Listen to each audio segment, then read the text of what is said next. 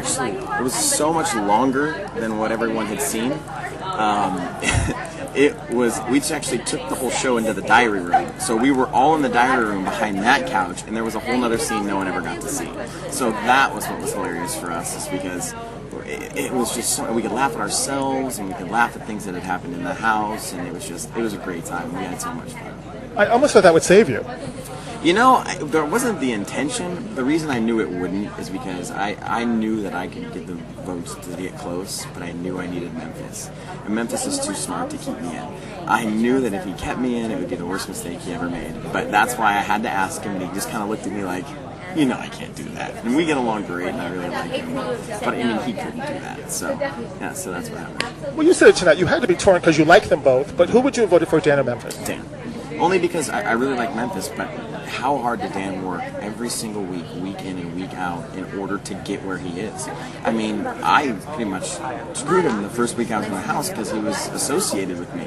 And then for the rest of the entire time he was in there, he was fighting this stigma and association with Brian. He was defending me up to 2 weeks ago. And these people could not stand me. So yeah, it was Dan, absolutely. He played an amazing game. Well, I don't know how this will make you feel, but in the early preliminary interviews, Diane interviewed you, my friend Sarah interviewed you. They all said, "Oh, you and Lieber were their choices to be the final two."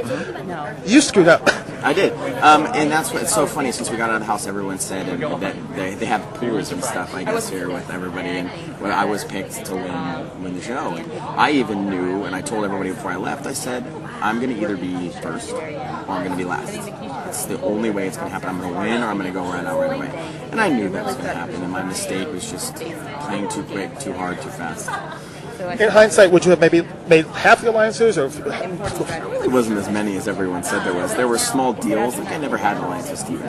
Oh, but in the puppet show, he said, "I have 8,000 alliances." Yeah, 8,000 alliances in 3 hours. I loved it when Dan said that, because that was what everyone thought I had.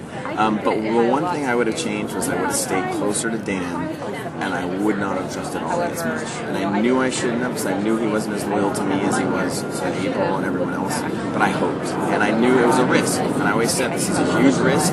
It's either going to pay off, and we're all going to the end, or it's going to backfire, and it backfired. Yeah. So in hindsight, do you think, okay, let's say you get to do the show over again, people are going to be kind of gunning for you and looking out for you? How has this changed in your real life? People must be like, do I trust this guy now? I mean, actually, it's not that at all. Most of my friends and everyone who knows me knows that that's who I am. And everyone, I think, from even when I came out, knew I was playing a game. Like, I never once made any of it personal. Even when I got voted out, I smiled, I came out, I said, I love this game. You know, I think it's great. I loved how they turned it on me. You know, that's what you gotta love about it. So, no, everybody who knows me knows that, you know, I am very loyal to my friends. My friends are great, and I would never. I have a lot of alliances. They're just friends, and they're real. Well, that was the next question. You might have been the happiest Invictee ever, and I'm thinking, if you thought I'm going to have a chance to win $500,000, you can't be happy going out first. Yeah, you know, you're never happy to go out first. Not at all. But at the same time, I really like the way this game was played. I love strategy games, and so when basically the player got played and I had set this whole thing in motion and it got flipped, it made me love the game more. It absolutely made me love the game more, because how can you not respect that? I mean, they turned it on me and I loved it. So yeah. Now, did you know they were all meeting upstairs with Jerry and saying you had? I didn't. I had no idea. I knew the second he started talking what was about to happen, but I did not know up until that point. And a lot of people, like you'll talk to Andrew and stuff like that later, say if they could change one of the things, they would say that they would have told me. The second they would have found out, they would have told me what happened, because I could have flipped the whole thing around. Because the look on your face was priceless, like, I'm being flipped. Yeah, as soon as he started talking, Steven was right next to me, and I look at Steven, I said, it's me, I'm going home. And Steven goes, I'm like, what? And then it keeps going, and that's why I just smiled, because as soon as he started talking, I knew I was going in that chair. And then that was it. I knew I was going home at that point. Well, you cost us a lot of money in the office. Yeah. That's what I hear. I hear the pools did not go so well, so yeah. Yeah, it was for me, you and Libra. I don't know what you. Yeah, but when she went out, I was like, there go my prognostication skills. It's gone. That's it. Yeah, the boxes are cleared there. So, but God, I'm happy. I'm happy, Dan. I'm so happy for you. Well, thank you so much. Thanks. Thank you.